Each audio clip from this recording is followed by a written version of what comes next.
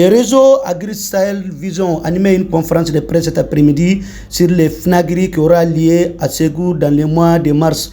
On écoute ensemble les intervenants. Moi, c'est Georges Dodi Akibode.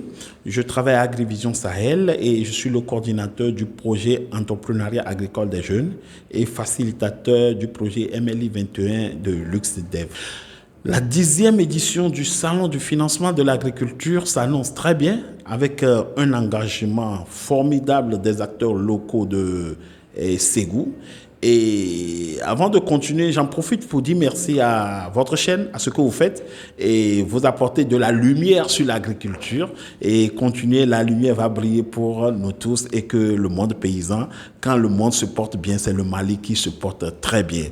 Donc, je continuerai à dire que déjà les acteurs locaux, le conseil régional de Ségou, l'office du Niger, le réseau des femmes opératrices économiques de Ségou, la Fédération nationale des femmes rurales, tous ces acteurs sont vraiment impliqués et les perspectives sont bonnes. Nous allons faire d'une pierre deux coups, célébrer la femme pendant le 8 mars et faciliter l'accès au financement de l'agriculture et à la promotion du genre dans les chaînes de valeur agricole.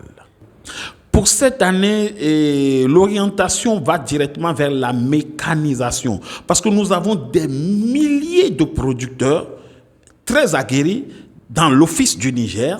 Mais pourquoi la production ne décolle pas à un niveau de haute intensité? C'est tout simplement parce que l'équipement qui va permettre de découpler cette production leur manque.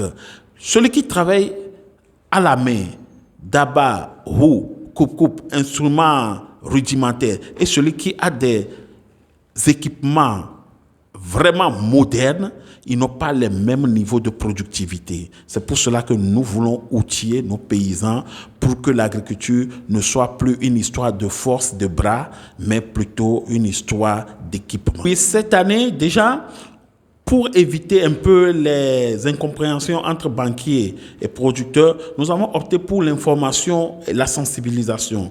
Déjà pour l'information, nous sommes plus larges et nous prenons assez de temps pour aller à la rencontre des coopératives agricoles, des organisations paysannes, des réseaux de producteurs, des projets et programmes pour expliquer à nos différents partenaires, aux producteurs, que le salon du financement de l'agriculture, c'est un cadre d'abord qui vise à briser la glace entre l'opérateur de services financiers et le producteur.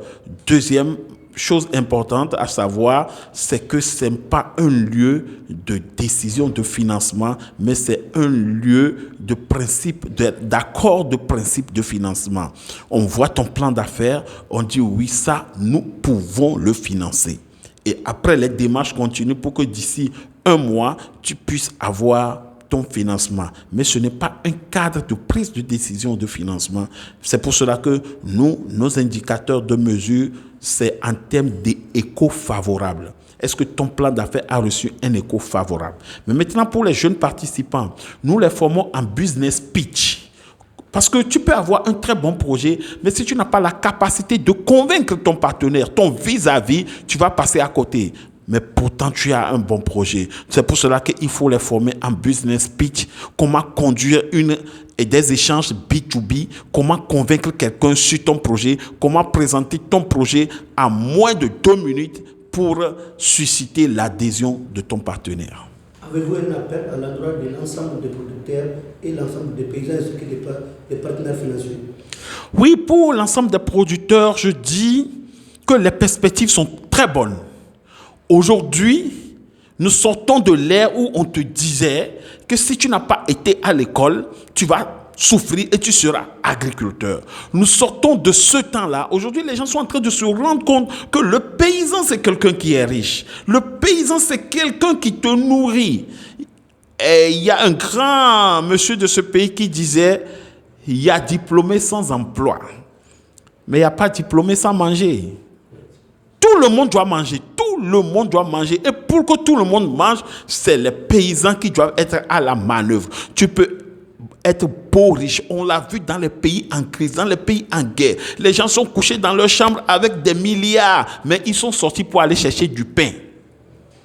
Donc c'est ça la réalité. Donc nous avons le pouvoir, nous les paysans, nous devons en faire bon usage en montrant notre côté incontournable de la chose, en produisant, en offrant des produits de qualité, en prenant au sérieux notre travail, en nous détachant de l'agriculture pluviométrique où on attend la saison des pluies pour produire. Nous devons équiper nos fermes, nous devons avoir tout ce qui est système de production. Nous devons en un mot développer l'agriculture climato-intelligente. Je suis Gaussou Dao, je suis conseiller en économie numérique sur le projet STAM Plus qui a donné le produit Garbal que vous voyez. Voilà. Ce que j'ai constaté, c'est que c'est un événement qui se pointe à l'horizon et qui est un événement très très important parce que c'est un cadre d'échange et de mise en relation entre les porteurs de projets qui sont dans le monde rural et ceux qui peuvent leur donner des financements. Donc c'est la chaîne de valeur de l'agriculture avec grand A aujourd'hui, c'est le secteur qui offre plus d'emplois et qui crée qui génère plus de ressources, mais qui a besoin d'accompagnement sur le plan financier. Et donc c'est un espace qui tombe à point nommé. Ce n'est pas la première édition, c'est juste la 10e édition. Et donc c'est un événement très important pour nous. Nous, notre participation, ça va dans le même sens que les objectifs recherchés par les organisateurs. Parce que nous, en tant que SNV, nous cherchons à améliorer le cadre de vie des producteurs. Et donc, le projet STAM Plus s'inscrit dans ce cadre. Nous fournissons des informations pour améliorer la prise de décision pour les pasteurs et les agro-pasteurs. Mais aussi, on essaie de mettre en relation les acteurs autour de ces chaînes de valeur-là, afin qu'ils puissent développer des affaires durables. Et qui parle de durabilité va parler forcément de financement de ces chaînes de valeur. Et donc, c'est très important pour nous. Et donc, notre participation, ce serait dans le même cadre de voir les mêmes cibles et de pouvoir échanger avec eux, de pouvoir connaître les besoins réels de ces acteurs et de pouvoir apporter notre petite touche au développement. C'est notre première fois de participer au Salon du financement du numérique. Et c'est la 10e édition, c'est notre première fois. Moi, c'est Bébata Mega, je suis promotrice de l'entreprise Naki Service. Donc, ce que j'ai compris déjà, c'est que c'est déjà bien parti pour les jeunes qui sont intéressés, et même ceux qui sont dans le domaine de l'agriculture, dans le domaine de la transformation, c'est-à-dire toute la chaîne de valeur. Je pense que ça va être un plus pour ces derniers parce que ça va être une facilité pour eux d'accéder au financement. Nous pourrons connaître l'honneur de votre présence ici. L'honneur, c'est que c'est Agrivision qui m'a invité.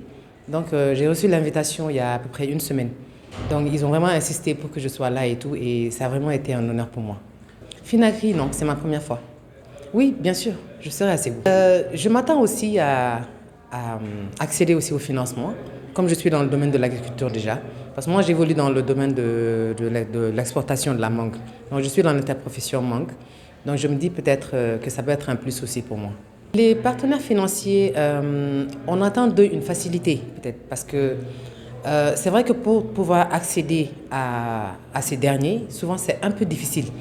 Donc peut-être qu'avec ce salon, ça va nous faire des ouvertures, peut-être. Ce que je peux demander aux autorités, c'est que s'ils peuvent vraiment nous accompagner, comme ça peut aussi nous aider.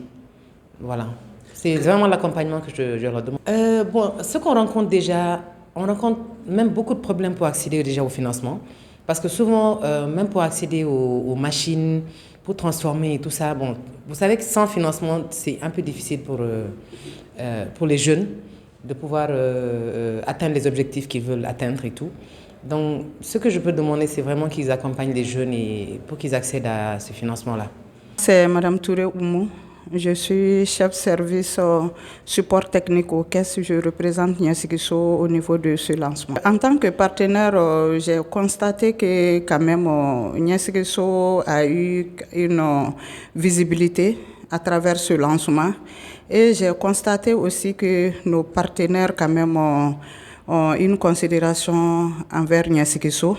Et je leur félicite et les remercie de cette marque de confiance en notre institution. Et là, ça m'a beaucoup touchée. Et j'ai vu qu'il y a cette confiance qui est là et nous allons tout faire pour quand même sauvegarder cette confiance et faire davantage pour que nos partenaires et nous puissions quand même donner le meilleur de nous-mêmes pour satisfaire la clientèle qui sont les intervenants dans les activités agricoles.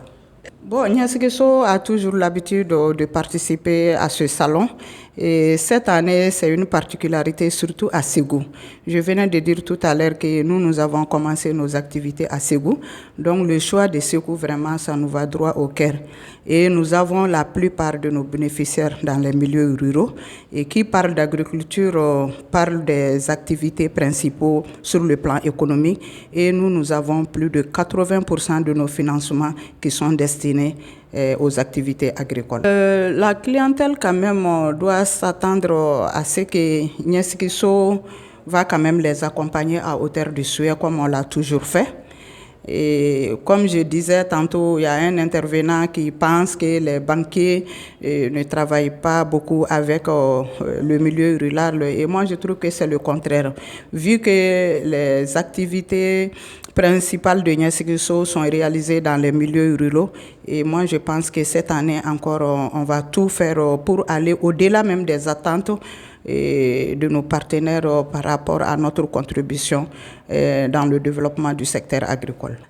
Nous attendons de la population de Ségou de se mobiliser et de venir massivement vers les institutions de microfinance Niassikiso et ouvrir des comptes, faire confiance à leurs institutions parce que quand tu adhères à une caisse, tu n'es pas un simple client, tu es une sociétaire et tu participes à la gestion de la caisse.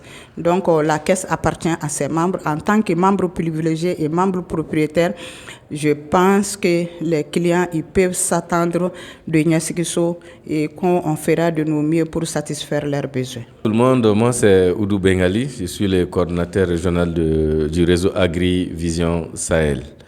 Et le réseau Agri-Vision Sahel est un réseau multi-acteurs pour la promotion de l'entrepreneuriat agricole, l'agribusiness pour le développement.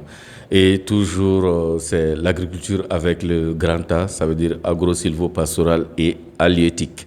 La conférence de presse d'aujourd'hui, c'est le salon du financement de l'agriculture et sa 10e édition, et qui se tiendra à Ségou du 6 au 8 mars 2024. Et là, aujourd'hui, nous avons voulu partager avec les différents acteurs aujourd'hui les acquis de l'édition passée, qui était la 9e édition à Sikasso. Et les résultats là-bas et les recommandations, on les a partagés. Et c'est ces recommandations qui seront encore nos pistes d'action pour encore relever les grands défis qui est l'édition de Ségou. Et cette année, comme vous le savez, Ségou est la 2e région à vocation agro-silvopastorale du Mali. Et à Ségou, nous avons le fleuve Niger. À Ségou, nous avons beaucoup d'opportunités de terres cultivables.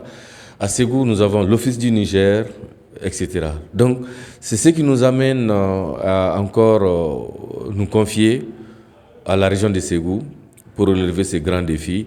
Nous savons que c'est dans le cadre d'une synergie d'action avec les autorités, les acteurs de Ségou, surtout le secteur privé qui est le secteur agricole, qui est les jeunes et les femmes. Comme vous le savez, le salon du financement de l'agriculture qui est Finagri, le premier grand défi, c'est aussi de briser la glace, de faire asseoir un climat de confiance et un véritable cadre de dialogue, d'échange, d'apprentissage et de partage entre l'ensemble des acteurs. Et qui parle de financement, c'est les banques et institutions de microfinance, les assurances, etc., qui sont invités, qui vont échanger avec les porteurs de projets et qui vont tisser des relations d'affaires avec ces porteurs de projets. Donc pour cela, il faut qu'ils doivent dialoguer pour avoir la même compréhension et le porteur de projet puisse, se préparer pour davantage répondre aux questions ou encore s'adapter aux conditions offertes par les banques. De l'autre côté, les banques et les institutions de microfinance cela doit les permettre à réfléchir et développer des produits financiers agricoles adaptés à l'agriculture. Pourquoi? L'agriculteur n'est pas un fonctionnaire qui perçoit de l'argent à la fin de chaque mois. Non.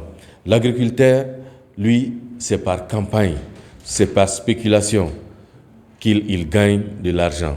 Vous voyez? C'est pour ça qu'il faut que ça soit adapté à l'agriculture. Et aussi, ce n'est pas comme des commerçants qui font des transactions, des achats, des ventes, etc. pour avoir de l'argent. Non, il faut que l'agriculteur puisse avoir de l'argent à temps. Ça veut dire qu'en début de campagne, pour pouvoir se préparer en termes d'intrants. Et aussi en fin de campagne, cela trouvera qu'il a bien produit et il va vendre sa production pour aussi rembourser les banquiers. Donc les banquiers doivent accepter ces périodes d'échange, ces périodes différées. Donc c'est pour ça que nous invitons les banques à encore davantage développer plus de crédits à l'endroit des agriculteurs qui n'ont pas de garantie meubles et immeubles.